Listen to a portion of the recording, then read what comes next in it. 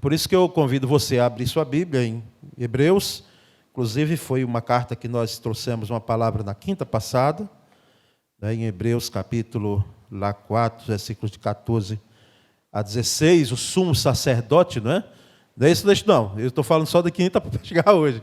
O texto de hoje é Hebreus 9, 27. Então, nós vamos ficar na mesma carta, e é um texto que nós chamamos em escola bíblica, não é? Não sei se ainda chama hoje, porque as coisas vão mudando, de texto áureo, lembra? Texto áureo, texto de ouro, né?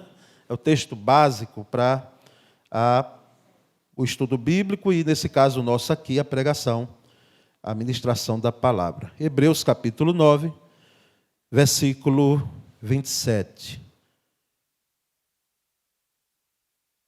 E nós vamos ler então esse texto.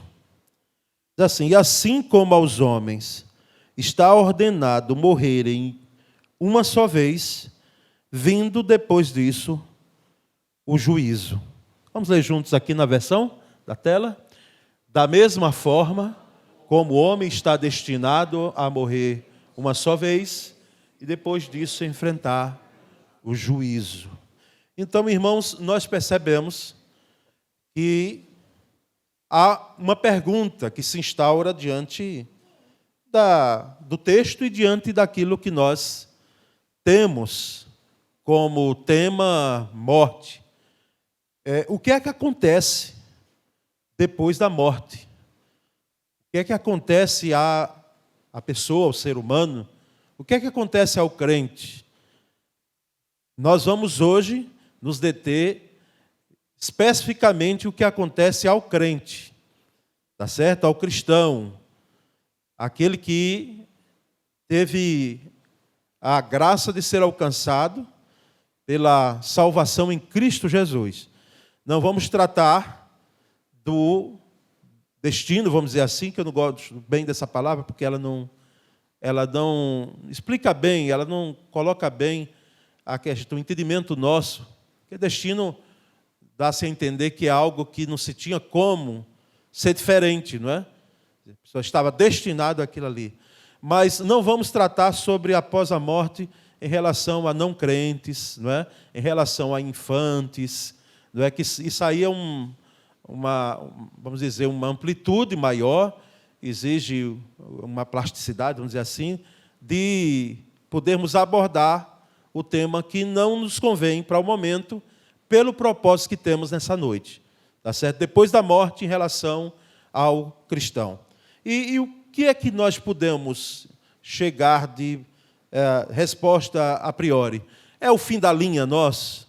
Termina mesmo, de fato, ali para o crente a sua vida no sepultamento?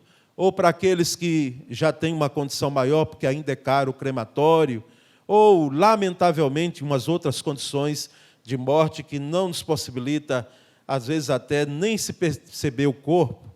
É o fim da linha. O que é que vai acontecer com os nossos corpos? Eles vão se desintegrando mesmo e ali acaba tudo? Em hipótese alguma, irmãos. Nós vamos perceber pela palavra, e a palavra é o livro que tem a autoridade para falar sobre vida e morte.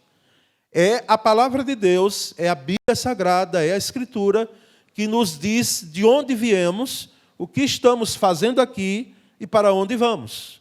Em termos de fé, para nós, importa a palavra.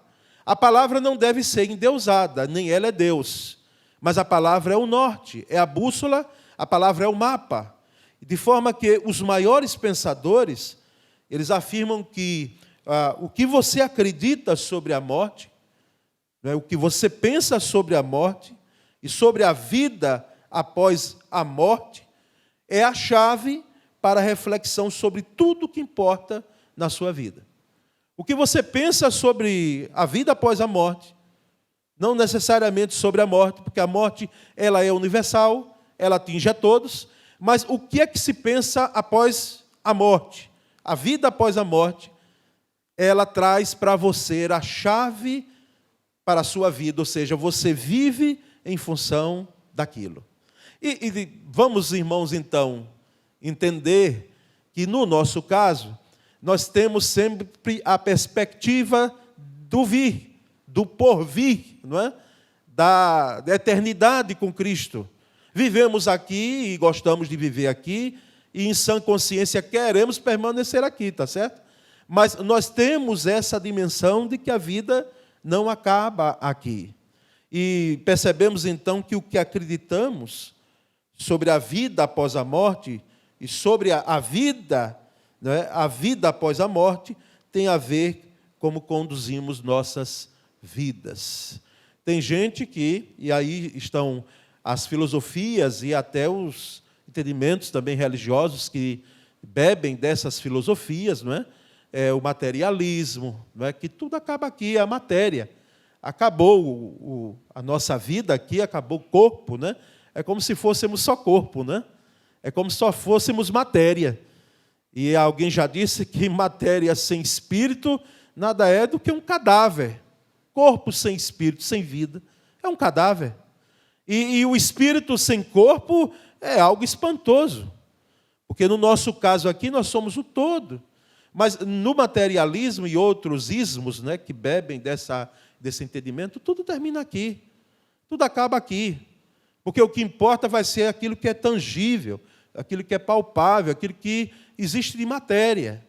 E a vida de muitos, elas ficam presas a isso.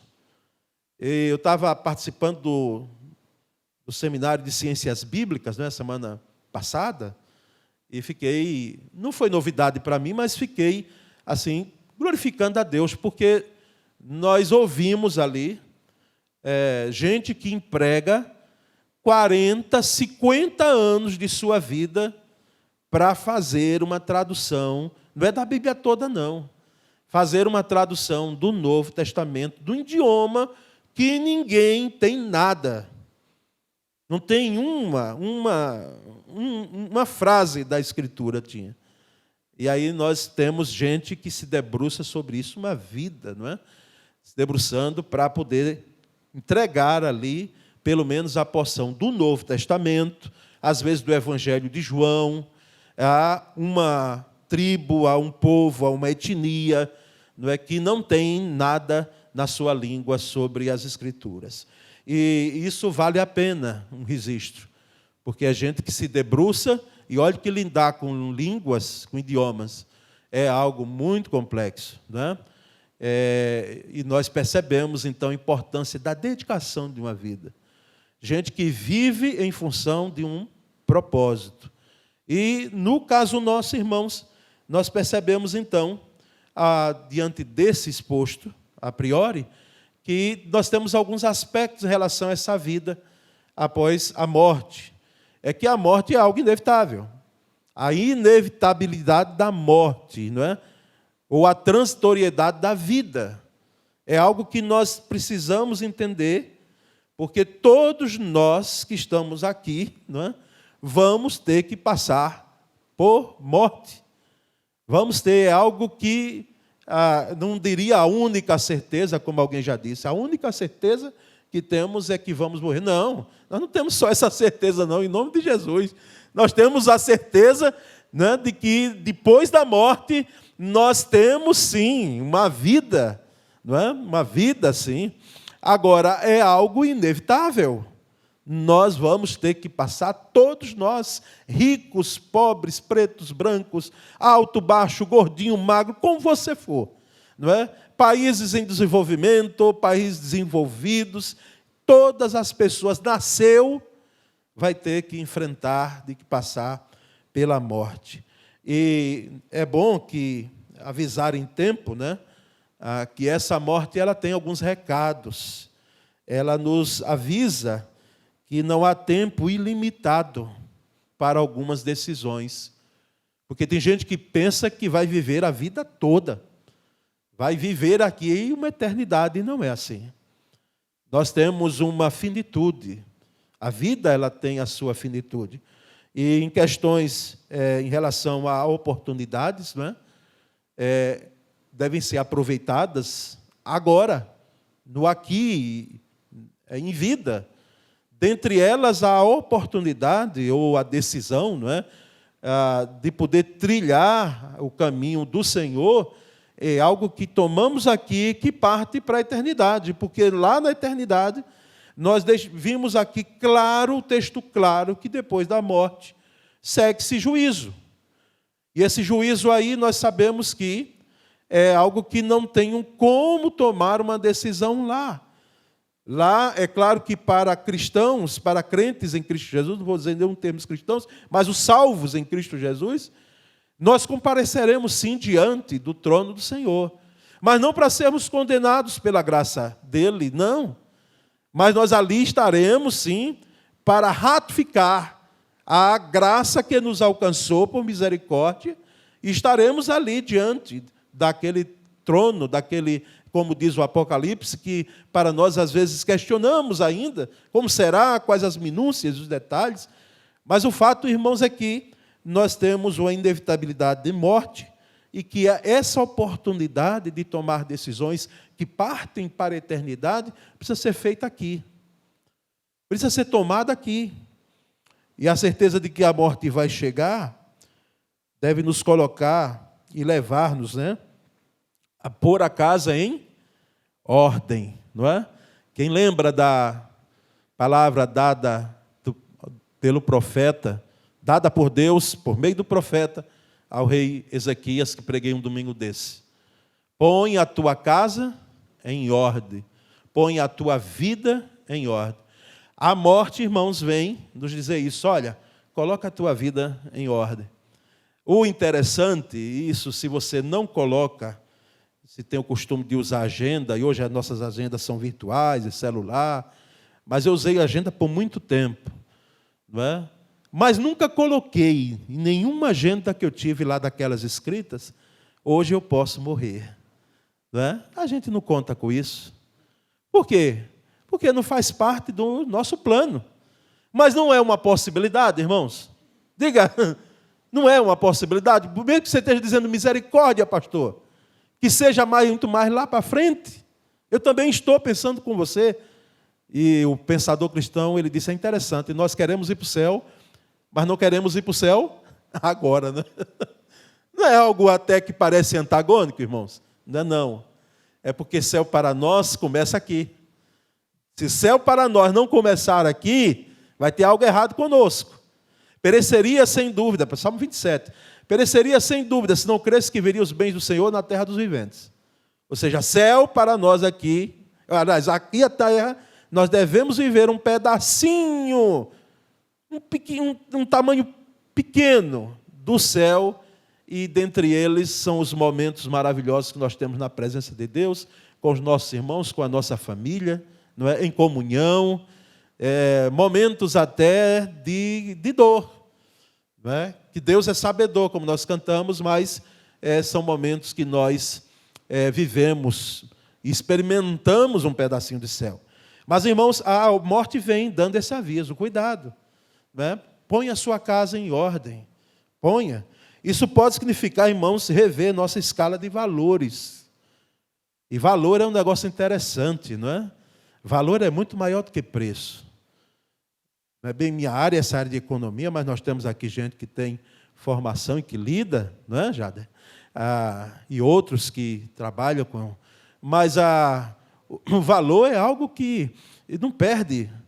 Mesmo uma nota de 200 que...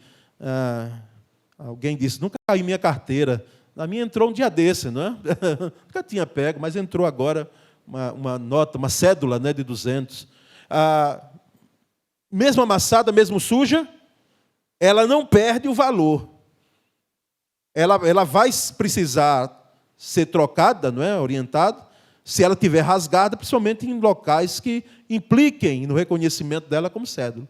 Mas não deixa de perder o valor. E nós precisamos rever nossa escala de valores quando nós percebemos que temos diante de nós a possibilidade de partirmos, não é, a qualquer momento. Rever os nossos relacionamentos, valorizar os relacionamentos, não é? Valorizar. A gente percebe hoje e sempre teve, mas hoje parece que o nosso pavio parece estar mais curto. Não é? Fica mais curto. O estresse, as implicações do amanhã, o dia a dia, não é? enfim, as fobias que temos e tantas outras coisas que cooperam, conspiram, né, para que hoje a gente tenha desgastes grandes nos relacionamentos dentro da família. Né, de uma hora para outra, ninguém quer falar mais com ninguém, se corta as relações. Dentro da igreja, que eu acho um absurdo, irmãos. Eu reitero, porque o tempo que nós passamos aqui é pouco demais. Não é muito pouco. Já pensou em viver em comunidade?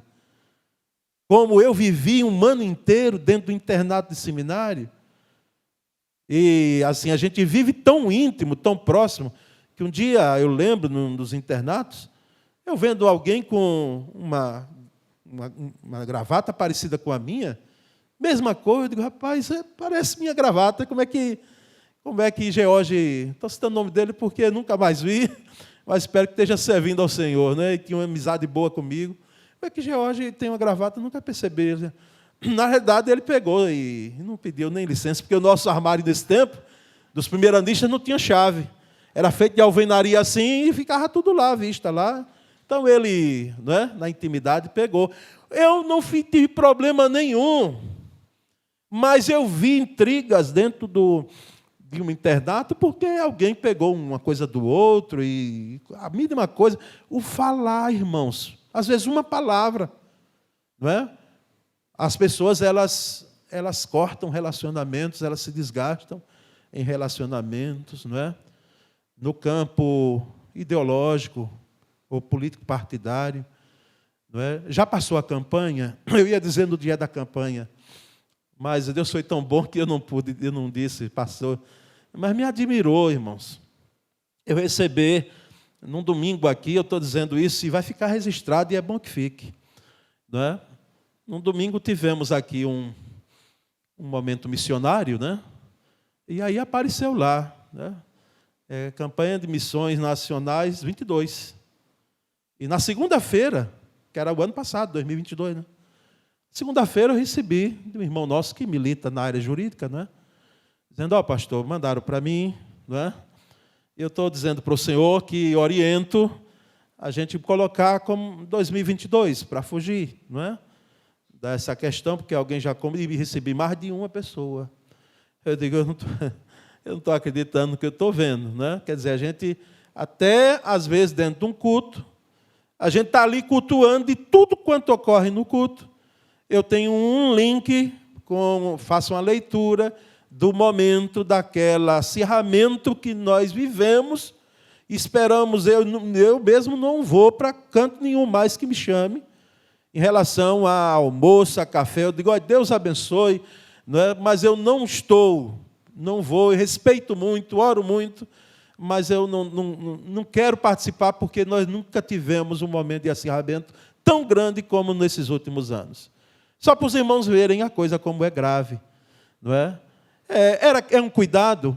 Eu não vejo apenas como um cuidado, eu vejo como um problema que nós estamos tendo de ver as coisas, não é, por um foco desvirtuado da questão e que gera um desgaste relacional, dentro da igreja, fora da igreja. E eu fico pensando no ambiente de trabalho, como é que a coisa fica, nos ambientes familiares, etc. Então, irmãos, significa rever nossa escala de valores, valorizar relacionamentos, fazer pazes com o passado. Não é? A morte vem e diz, ei, você vai ficar com isso a vida toda? Você vai levar isso aí a vida toda, sem fazer as pazes com o passado? Algo fora do eixo aí, que ficou lá atrás. E a gente fica querendo sempre trazer à tona e faz disso um álibi para a nossa vida. Pessoas que, inclusive, são rancorosas. Elas não são apenas mal educadas, porque algumas são mal educadas mesmo, cristãos. Mas são rancores que são lá da origem do passado, porque houve feridas. Houve sim, mas eu preciso fazer as pazes com o passado, eu preciso perdoar quem eu preciso perdoar, pedir perdão a quem preciso pedir perdão, viver, irmãos, com mais leveza, e algo que, para nós que vivemos intensamente, não é? O ambiente de igreja, eu digo por mim, com alegria, não é? Que é muito mais do que sorriso. Então, a morte, ela vem nos trazer essa reflexão. E percebemos, então, irmãos, aqui, que levar a morte a sério nos livra, assim, da insensatez de viver como se nós fôssemos eternos. Encarar, não é? De que a morte é algo que eu preciso refletir. Pode nos livrar também da tristeza de viver como se a realidade estivesse circunscrita, não é? Presa aqui e agora. E percebermos lá em Romanos 5,12 que essa morte ela não veio de graça. Ela veio por uma consequência. E em Romanos 5,12, se puder projetar aí, Aninha, diz assim: portanto, assim como por um só homem entrou o pecado no mundo, e pelo pecado veio a morte, assim também a morte passou a toda a humanidade, porque todos pecaram. Então, pelo pecado veio o quê? A morte. Pelo pecado veio a morte. Entrou como um acidente, vamos dizer assim, mas entrou, irmãos, não entrou em vão no mundo.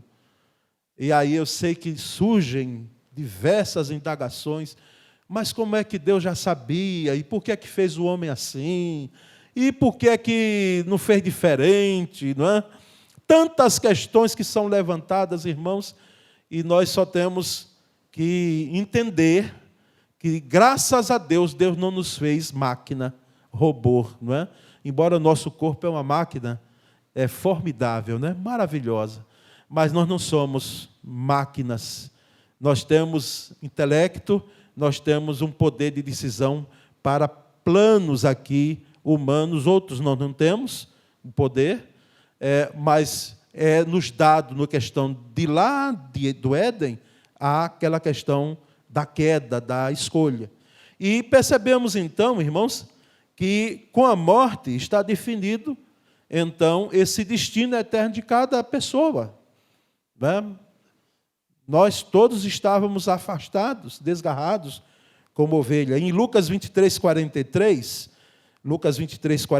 o texto diz assim: Jesus respondeu àquele que estava, um daqueles que estava ali ao lado dele, no momento da crucificação, não é?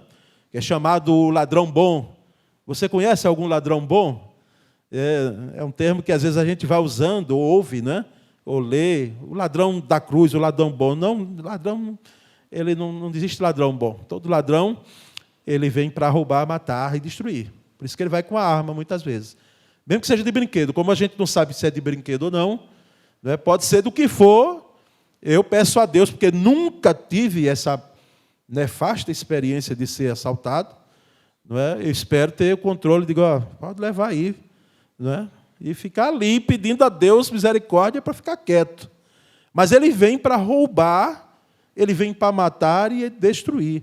Irmãos, quem era morto na cruz não era qualquer um, não. Embora em algum período de Roma houve uma loucura, como o período de Calígula, de Nero, não é?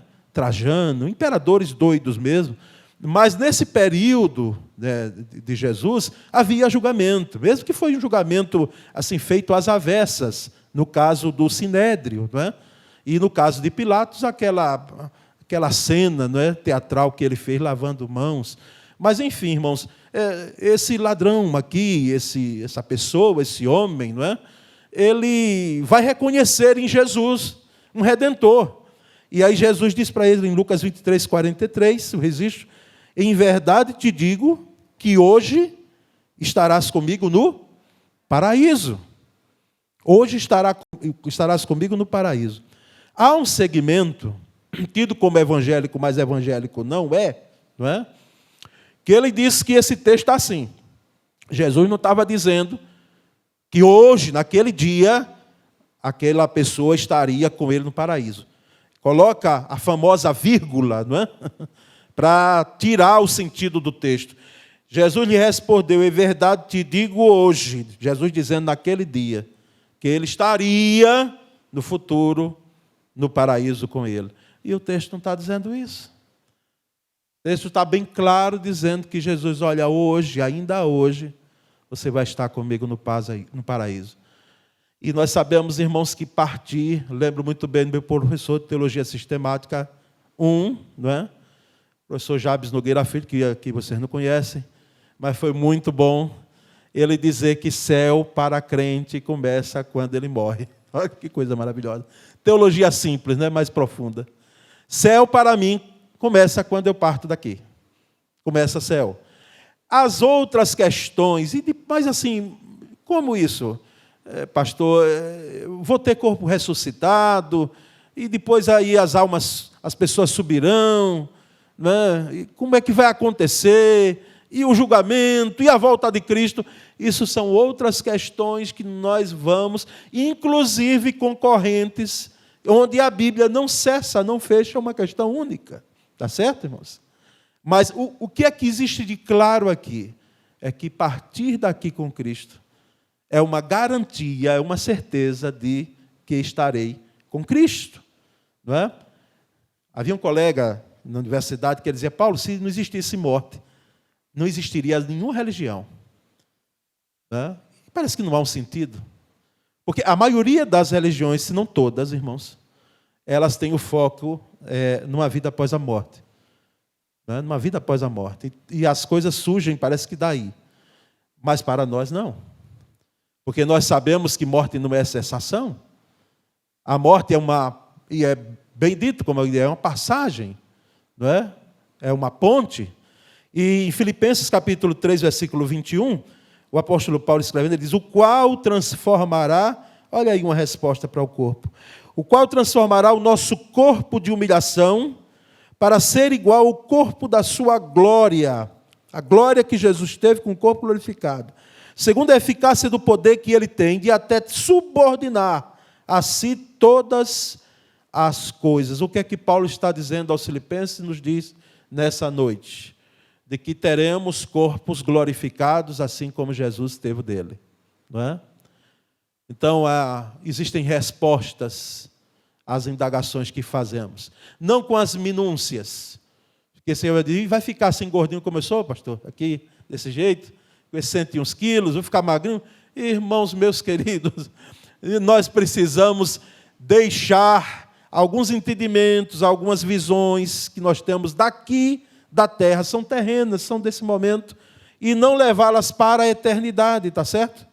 Aqui o que é fundamental é entendermos de que teremos corpos transformados, corpos que não passarão mais por alguma doença, não serão susceptíveis à dor, serão corpos transformados em Cristo. E aí nós vamos já chegando ao final, irmãos, percebendo que esse depois da morte, e a morte, não é? Ela tem também uma pedagogia. A morte nos ensina. Ela é um elemento pedagógico, ela é uma mestra, ela é uma professora. Por quê? Porque, veja o que aqui diz o salmista no Salmo 39, versículo 4. Salmo 39, 4, o salmista diz, inclusive isso aqui, Davi foi o autor, não é? E ele deu a Jedutum, para Jedutum, que era músico, fazer a música, era um canto. Esse Salmo 39, 4. O autor foi o Davi, ele possivelmente já com os seus tempos idos, né, de vida, fez a poesia e entregou ao mestre de música, ao Jedutum, para que pudesse fazer o canto. Dá-me a conhecer, Senhor, o meu fim, e qual a soma dos meus dias. Para quê? Para que eu reconheça a minha fragilidade. Não é? Salmo 39, 4. Essa oração do salmista, irmãos, reconhece a contribuição pedagógica da morte. Porque sei que tem muita gente que gostaria de saber quanto tempo vai viver. Será que você queria saber? Eu não queria não, irmãos. Confesso que eu não... Se tem uma curiosidade que eu não tenho, é essa. Porque você imagina, pensa comigo, você sabendo quanto tempo você tem de vida. Que agonia, que aflição seria, não é? Então, não é esse o caso do salmista. Dá-me a conhecer, Senhor, o meu fim e qual a soma dos meus dias. O salmista ele está aqui, e assim, vamos levar em consideração de que a cosmovisão, a visão veterotestamentária, lá do Antigo Testamento, era de quê? Era muito prática, a adoração era prática, não é? A visão da vida era prática. Então, no entendimento mesmo, por isso que o salmista vem e diz: como eu te louvarei na sepultura, Senhor? Então, assim, essa visão muito limitada de uma eternidade. Não é que não se cria na eternidade, mas é uma visão parcial. Hoje, na nova aliança com Cristo, nós temos uma visão de eternidade com Cristo. Então, não é o ponto fundamental do versículo. O que é que nos deixa claro nesse Salmo 39:4? É que o salmista aqui está pedindo, o intuito dele, para que ele pudesse reconhecer a fragilidade dele, ou seja, as nossas limitações, as nossas finitudes. Não é? É o que nós chamamos, podemos chamar assim, de elemento pedagógico da morte. A morte, irmãos, é como se fosse um dedo de Deus, dizendo para mim e para você, diz, olha, cuidado, você não é para sempre. Aqui nessa terra você não é eterno. Veja o que você vai aproveitar aqui, os seus momentos. Veja o legado que você vai deixar. Veja o que você vai investir na sua vida. Né? Pode ser, quem sabe, 40, 50 anos para uma tradução de Bíblia.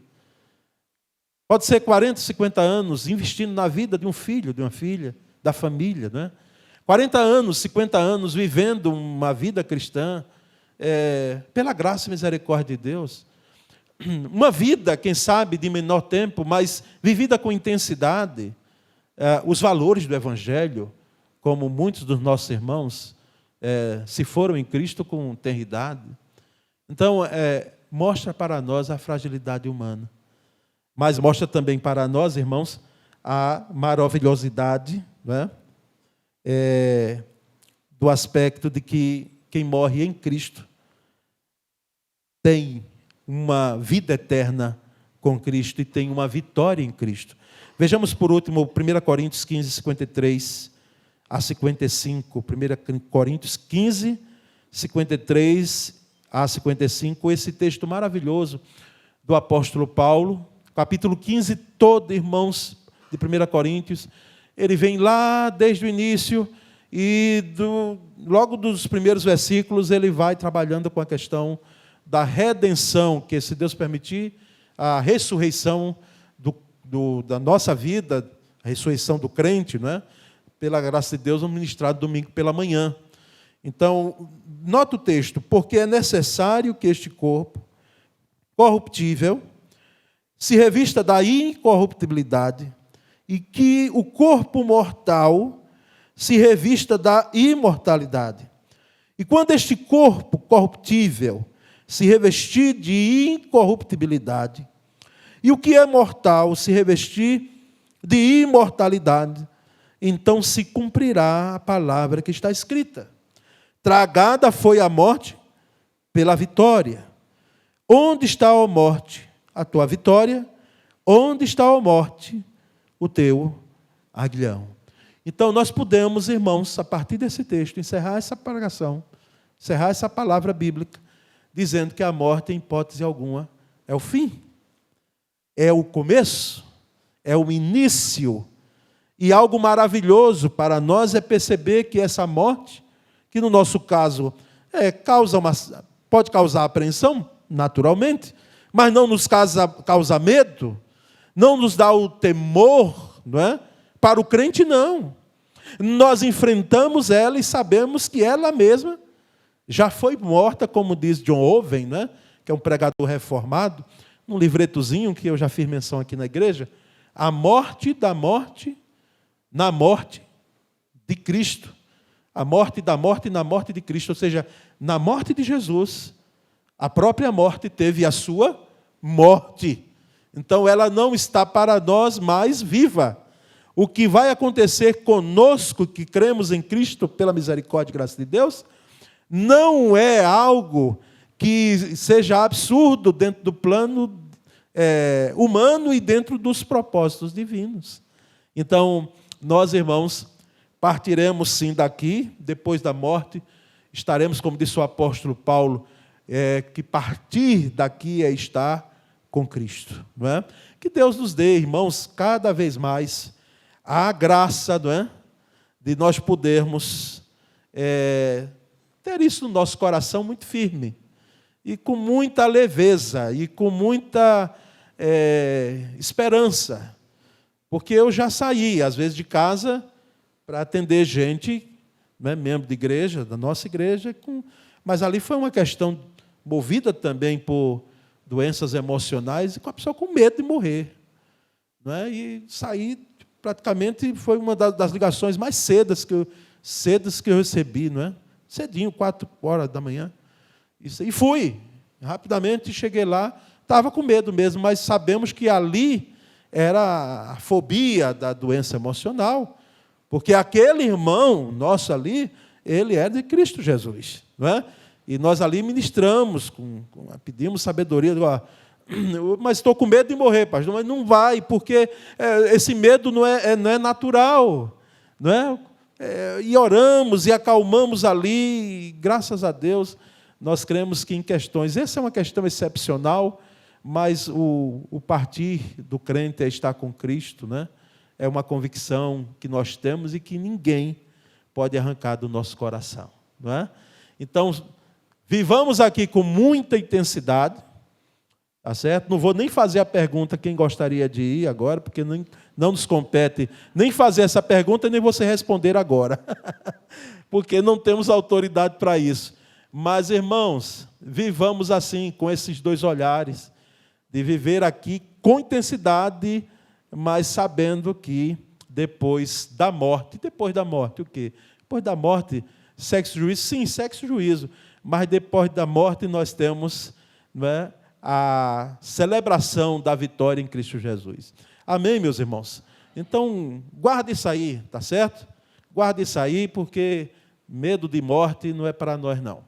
Deixa isso para outros que não têm a esperança que nós temos. Vamos orar. Senhor, muito obrigado nessa noite, a oportunidade que tivemos de explanar essa palavra.